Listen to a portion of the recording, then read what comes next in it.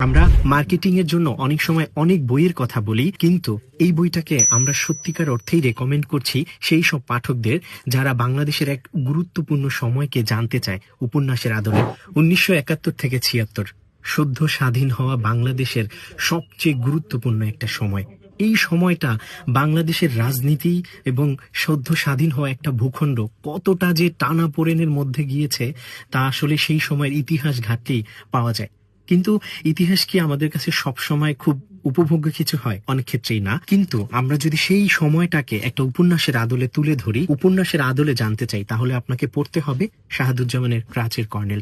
Colonel তাহেরকে কেন্দ্র করে লেখা এই উপন্যাস বাংলাদেশের সেই সময়টাকে এত সুন্দরভাবে তুলে ধরেছেন। যারা রাজনীতি সচেতন, ইতিহাস সচেতন, তাদের জন্য এই বইটা অত্যন্ত গুরুত্বপূর্ণ। কর্নেল তাহের বাংলাদেশের ইতিহাসে কতটা বৈচিত্র্যময় একটা চরিত্র, কতটা টানাপোড়েনের সময়ে তিনি যে ভূমিকা রেখেছিলেন, সেই সমস্ত কিছু আদ্যোপান্ত এই বই উঠে এসেছে। আপনারা যারা সচেতন পাঠক আছেন তারা চাইলে বইটি এখনই সংগ্রহ করতে